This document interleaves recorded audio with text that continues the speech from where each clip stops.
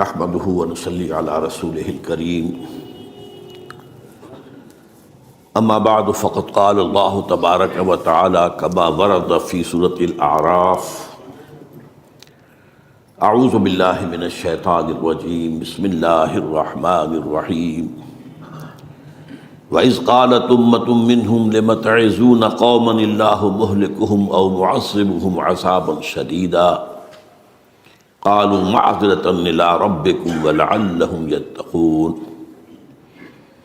وقال عز وجل كما ورد في آخر سورة الأنبياء وإن أدري أقريب أم بعيد ما توعدون إلى قوله تعالى وَإِنْ أَدْرِي لَعَلَّهُ فِتْنَةٌ لَكُمْ وَمَتَاعٌ إِلَىٰ حِينٍ صدق اللہ العظیم۔ وعن سلمان الفارسی رضی اللہ تعالی عنہ قال قال رسول اللہ صلی اللہ علیہ وسلم لا يرد القضاء إلا الدعاء ولا يزيد في العمر إلا البر رواہ الامام الترمذی رحمہ اللہ۔ رب اشرح لي صدري ويسر لي امري واحلل عقدة من لساني يفقهوا قولي اللهم ربنا الهمنا رشدنا واعذنا من شرور انفسنا اللهم ارنا الحق حقا وارزقنا اتباعه وارنا الباطل باطلا وارزقنا اجتنابه آمین یا رب العالمین۔ حضرات، اگر انسان اس بات پر غور کرے کہ انسانی زندگی کی سب سے یقینی شے کون سی ہے جس میں کسی شک و شبہ کی گنجائش نہیں، زندگی کی سب سے بڑی حقیقت موت ہے جسے ہم بھلائے رکھتے ہیں۔ اگر کسی عزیز کی نماز جنازہ پڑھتے ہیں تب بھی یہ خیال نہیں آتا کہ اس وقت ہم بھی ہو سکتا تھا کہ یہاں پر بجائے ان کے میرا لاشا ہوتا۔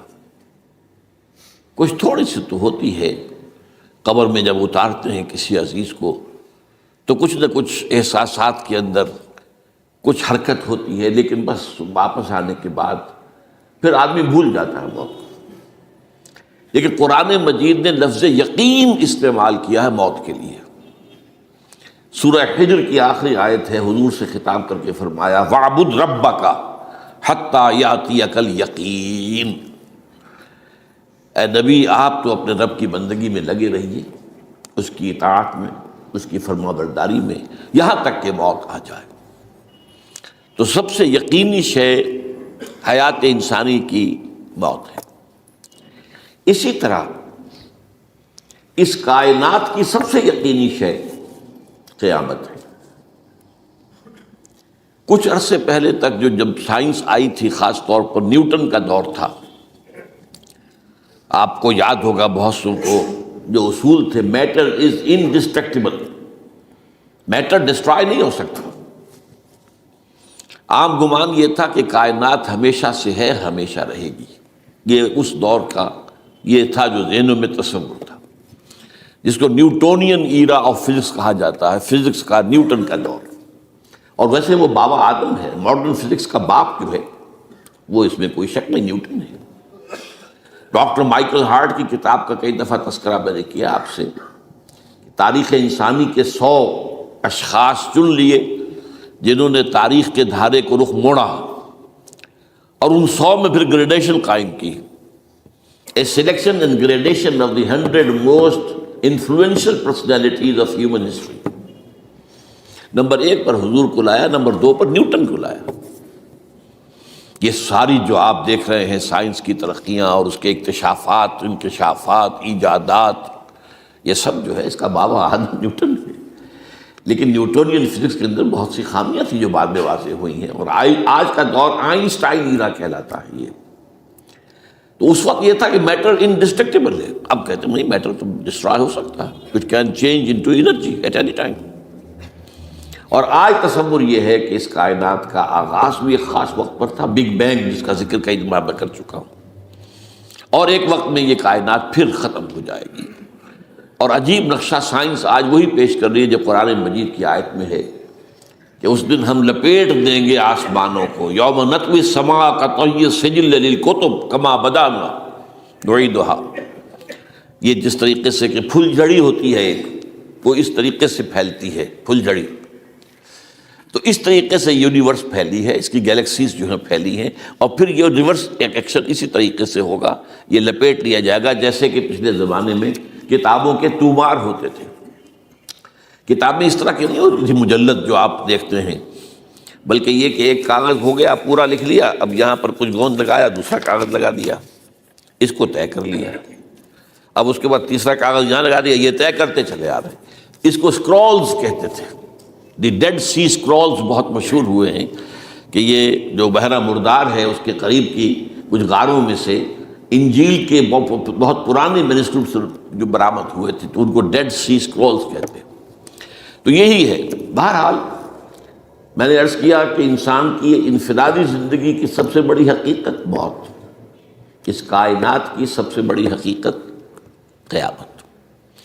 قیامت سے پہلے کے بارے میں ایک حقیقت ہے جس پر کہ ہر مسلمان کو یقین رکھنا چاہیے، اور وہ یہ ہے کہ اس قیامت سے پہلے پوری دنیا میں حق کا بول بالا ہوگا۔ اچھا، یہ وہ بات ہے جو دنیا کے اکثر مذاہب میں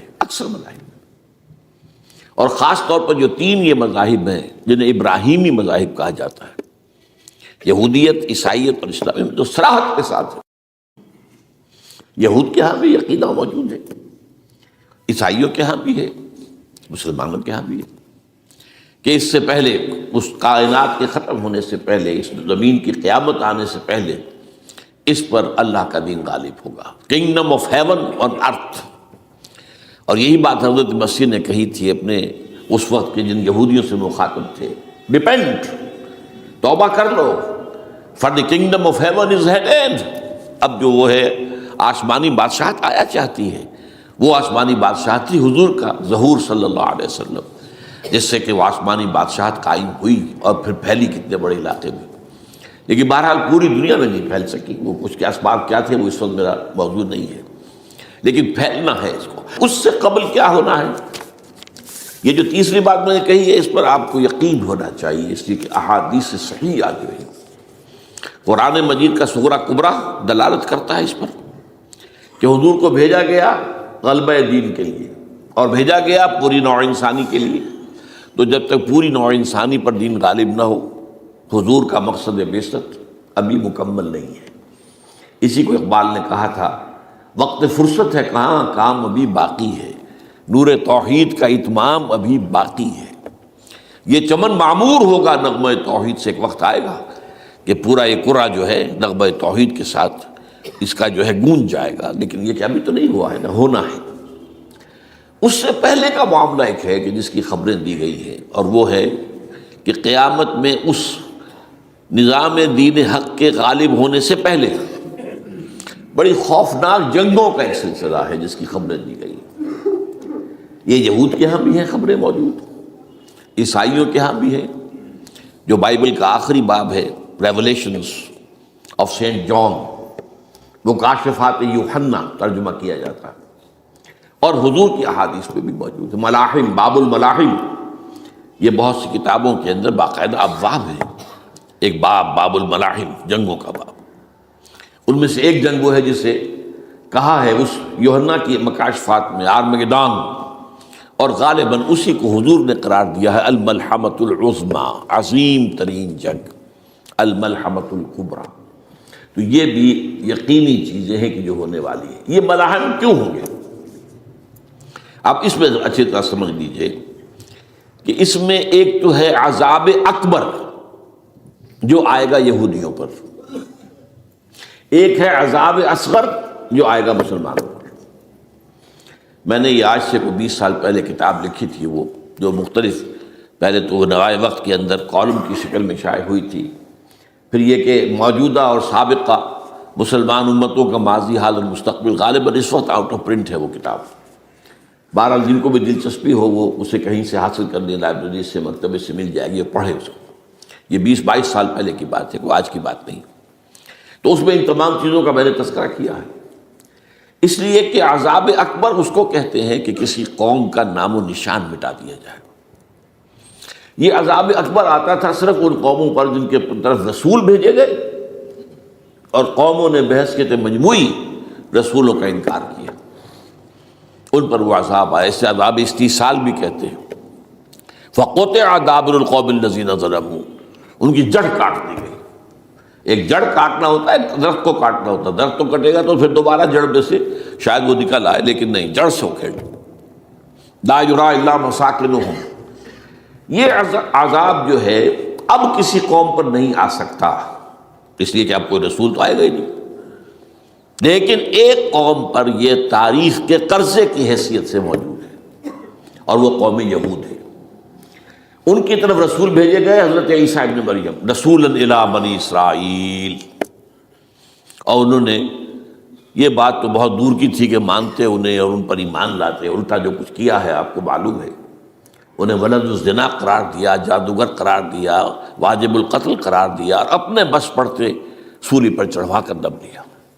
حالانکہ بار ہوا یہ نہیں ہے، اللہ نے انہیں اس سے پہلے ہی زندہ اٹھا دیا آسمان پر، دوبارہ وہ آئیں گے۔ بہرحال لیکن اس قوم کے اوپر وہ عذاب جو ہے وہ قرض ہے تاریخ کا، وہ قرض ادا ہوگا۔ حضرت مسیح علیہ السلام ہی آئیں گے دوبارہ، اور ان کے ہاتھوں اس امت کا خاتمہ ہوگا، ایک ایک فرد ختم ہو جائے گا۔ یہ جب میں نے یہ باتیں کہی تھی تو امریکہ میں یہودیوں نے بڑا شور مچایا، میرے خلاف جو ہے ان کی ایک مہم نکلی یہودیوں کی طرف سے کہ اس کی کتابیں وغیرہ، اس کے ویب سائٹ بند کرو، یہ جو ہے اینٹی سیمیٹک ہے، یہ کہتا ہے سب یہودی قتل ہو جائیں گے۔ یہاں پر بھی جو میرے ساتھ ایک ڈائلاگ کرنے کے لیے کوئی 12-13 پروفیسر آئے تھے امریکہ وغیرہ سے، ان میں سے جو یہودی تھا تو اس نے بہت ناراضگی کا اظہار کیا، آپ کہتے ہیں سارے یہودی ختم کر دیے جائیں گے، یہ بات ظاہر بات ہے پیلیٹیبل نہیں ہے۔ لیکن پھر ہمارے ساتھی جو وہاں پر تھے امریکہ میں پریشان ہوئے کہ آپ کے خلاف یہاں پر اب یہ مہم شروع ہو گئی ہے، تو میں نے بتایا کہ یہ تو جو زائنسٹ ہے، جوش زائنسٹ، اور اس کے ساتھ ہے کرسچن زائنسٹ۔ کرسچن زائنسٹ کا رسالہ نکلتا ہے ٹرمپٹ، دی فلاڈلفیا ٹرمپٹ، اس کے مدیر نے خود لکھا ہے کہ 80% یہودی قتل ہو جائیں گے۔ اس کو میں نے یوں سمجھا ہے کہ 20% وہ ہوں گے کہ جو حضرت مسیح کی آمد ثانی پر ایمان لے آئیں گے، وہ بچ جائیں گے، لیکن باقی جو اڑے رہیں گے اس کے بعد بھی تو وہ ختم کیے جائیں گے۔ تو یہ عذاب الاکبر جو ہے تاریخ کا ایک قرض ہے کہ جو ادا ہوگا، ورنہ کسی اور قوم پر یہ عذاب اکبر اب نہیں آ سکتا۔ لیکن دوسرے درجے میں یہ عذاب ہوگا امت مسلمہ پر۔ امت مسلمہ بھی تو عذاب کی مستحق ہو گئی۔ وہ عذاب جو یہودیوں پر بہت پہلے آئے تھے، ضربت علیہم الذلۃ والمسکنۃ وباؤوا بغضب من اللہ، یہ تھا کہ نہیں تھا؟ حالانکہ انہوں تو یہ خیال تھا کہ we are the chosen people of the Lord, ہم تو اللہ کی منتخب قوم ہے۔ قرآن کہتا ہے کہ ان کا قول یہ تھا نحن ابناء اللہ واحباؤہ، ہم تو اللہ کے بیٹوں کی طرح ہیں اور اللہ کی جو ہے بہت چہیتے ہیں۔ کہ عذاب آئے، نبوکدنضر کے ہاتھوں آیا، اسیرینز کے ہاتھوں آیا، پھر یونانیوں کے ہاتھوں، الیگزینڈر دی گریٹ کے ہاتھوں آیا، پھر رومنوں کے ذریعے سے آیا، اور پچھلی صدی میں جرمنوں کے ذریعے سے آیا۔ تو عذاب آئے، یہ عذاب تو، لیکن قوم ختم نہیں ہوئی۔ وہ عذاب اکبر نہیں تھے، یہ عذاب مختلف حصوں میں آئے اور بڑی بڑی تباہیاں آئیں، لیکن وہ عذاب اکبر نہیں تھے۔ اسی طرح کے عذاب ہم پر بھی آئے، ہم پر کروسیڈرز آئے اور لاکھوں مسلمان قتل ہوئے۔ یروشلم ہمارے ہاتھ سے 88 برس تک نکلا رہا، اور اس پر عیسائیوں کا قبضہ رہا، ندیاں خون کی بہہ گئی مسلمانوں کی، اور پورا میڈیٹرینین کا ایریا جو ہے تقریباً قبضے میں رہا ہے عیسائیوں کے۔ پورا یورپ اس وقت آیا تھا۔ یہ جو کروسیڈ نا 250 برس تک وہ جاری رہے، waves after waves of the crusaders coming and attacking and conquering the cities. یہ جتنی بھی فلسطین وغیرہ کا علاقہ ہے جس کے اندر ان کا اثار ہے، اور شام کا علاقہ ساحلی۔ پھر آپ کو معلوم ہے ہمارے اوپر عذاب اس سے بھی بڑا، اس سے کئی گنا بڑا آیا تاتاریوں کے ہاتھوں، کروڑوں کے قریب انسان جو ہے مسلمان قتل ہوئے۔ پھر اس کے بعد آپ کو معلوم ہے کہ پھر یہ یورپین کولونیلزم آ گیا، جیسے ان پر آئے تھے یونانی اور پھر رومی اور اب پھر جرمن، ہم پر آئے انگریز آئے، کہیں ولندیزی آئے، کہیں ڈچ آئے، کہیں ہسپانوی آئے، کہیں اطالوی آئے، کہیں اسپینیئرز آئے، اور پورا کا پورا عالم اسلام ان کے زیر نگین آیا کہ نہیں آیا؟ دی کولونیل ایرا جسے آپ کہتے ہیں۔ تو وہ عذاب ابھی اس امت کے اوپر اور باقی ہے، ایک قرض ہے، اور وہ کیا ہے؟ یہ کولونیل ایرا جب ختم ہوا ہے، ہم آزاد ہونے شروع ہوئے، اب یہ ہمارے لیے ایک امتحان کا مرحلہ تھا بہت بڑا۔ آزاد ہو کر تم کیا کرتے ہو؟ پہلے تو ہم کہہ سکتے ہیں کیا کریں، ہمارے اوپر تو ہم تو مجبور ہیں، ہمیں غلام بنا لیا انگریزوں نے آ کر، ہمیں فرانسیسیوں نے غلام بنا لیا، ہمیں اطالویوں نے غلام بنا لیا، ان کی طاقت کے آگے ہم بے بس ہیں، لاچار ہیں، ٹھیک ہے، لیکن اب آزادی دے کر فَيَنظُرَ كَيْفَ تَعْمَلُونَ، اب تمہیں آزادیاں دے کر پھر اللہ دیکھے گا تم کرتے کیا کیا ہم نے۔ جو مسلمان قوم ملک آزاد ہوا اس نے یا تو اپنا قبلہ بنایا واشنگٹن کو یا بنایا ماسکو کو، کسی نے قرآن کو اپنا امام نہیں بنایا۔ دعائیں مانگتے ہیں وَاجْعَلْهُ لَنَا إِمَامًا وَنُورًا وَهُدًى، سب، لیکن اس کو امام بنانا، اپنا امام بنانا، اس کے پیچھے چلنا، اس کے احکام کو نافذ کرنا، اس کی شریعت کی تنفیذ کرنا، یہ اس کی تہذیب، اس کا تمدن دیا ہوا، اس کا معاشی نظام دیا ہوا، اس کو قائم کرنا، زیرو۔ اس لیے بہت بڑے عذاب کے ہم مستحق ہیں۔ بات کڑوی ہے، اچھی نہیں لگے گی، لیکن میں یہ آج سے نہیں کہہ رہا ہوں، میں سن 80 سے یہ باتیں کر رہا ہوں، نوٹ کر لیجیے اس بات کو۔ البتہ اس میں یہ ہے کہ اس امت کا معاملہ سب کا ایک جیسا نہیں، لیسو سواء، جیسے سورہ آل عمران میں کہا گیا ہے کہ یہ اہل کتاب بھی سب ایک جیسے نہیں، ان میں بھی کچھ نہ کچھ نیک لوگ تھے، امت قائمۃ آناء اللیل، راتوں کو کھڑے رہنے والے، عبادت کرنے والے موجود تھے۔ عیسائیوں میں احبار اور رہبان جو تھے وہ بڑے نیک لوگ تھے، اس وقت بھی موجود تھے، لیکن بحثیت مجموعی کا معاملہ کیا ہے اس کو دیکھنا پڑتا ہے، بحثیت مجموعی صورتحال کیا ہے۔ تو صورتحال کیا ہے کہ ہم نے کہیں بھی اللہ کے دین کو قائم نہیں کیا، مذہب تو ہے، لیکن ظاہر بات ہے کہ جرم جو ہے تو پوری امت کا، لیکن سب برابر نہیں ہے۔ سب سے بڑے مجرم عرب مسلمان، کیوں؟ انہیں اللہ نے جو مقام دیا وہ کسی اور کو نہیں دیا، حضور ان میں سے تھے، یہ رتبہ بلند ملا جس کو مل گیا، رسول عربی ہے نا۔ نمبر 2، ان کی مادری زبان میں اللہ کی کتاب موجود ہے، انہیں اس کو سمجھنے کے لیے کوئی نئی زبان پڑھنے کی ضرورت نہیں ہے۔ کوئی ہمارے لیے تو یہ صرف پڑھیں، نحو پڑھیں، یہ پڑھیں، وہ پڑھیں، تب کہیں جا کر اپنی آنکھ سے قرآن پڑھیں، ورنہ ترجمہ پر گزارا کریں۔ ترجمہ ظاہر بات انسپائر نہیں کر سکتا آدمی، ترجمہ تو سیکنڈ ہینڈ نالج ہے۔ جب آپ ترجمہ پڑھ رہے ہیں تو گویا کہ آپ اس مترجم کی آنکھ سے پڑھ رہے ہیں، اپنی آنکھ سے تو نہیں پڑھ رہے۔ لہذا یہ سب سے بڑا عذاب تو ان پر آنا ہے۔ وہ جو میں بیان کر چکا ہوں گریٹر اسرائیل کے قیام کا معاملہ کیا ہے، تباہی تو انہی ملکوں پر آئے گی نا، وہ شام ہے، عراق ہے، اس کے لیے پہلا قدم اٹھایا تھا، ابھی تو اس کو ناکام بنا دیا ہے اللہ تعالیٰ کی جو بھی حکمت ہے۔ جو عراق پر حملہ تھا وہ اصل میں اس لیے تھا کہ گریٹر اسرائیل کی طرف پہلا قدم تھا۔ شیرون نے کہہ دیا تھا، یہ جو پڑا ہوا ابھی کہیں مرا نہیں ہے، اس نے کہا تھا جیسے یہ صدام کی حکومت ختم ہوئی ہے، اس کے مجسمے گرائے گئے ہیں کہ ان قریب عراق پر ہمارا قبضہ ہوگا، یہ اصل میں تھا اس گریٹر اسرائیل کی طرف پہلا قدم۔ لیکن بہرحال ہونا نقشے جو اب آ رہے ہیں دنیا میں اب تو بہت عام ہو گیا، 1906 سے 2006 سے چھپا ہوا نقشہ ہے وہ، اور ہمارے اخبارات میں اس کا آدھا ابھی آیا ہے، باقی آدھا تو دیا ہی نہیں گیا ہے، باقی آدھا ہے مڈل ایسٹ سے متعلق، وہاں جو نئی تقسیم ہونی ہے۔ عراق کے 3 حصے ہونے ہیں، ایک حصہ کردستان کے ساتھ مل جائے گا، وہ گریٹر کردستان، ایران کا کردستان، عراق کا کردستان، ترکی کا کردستان ملا کر ایک کردستان۔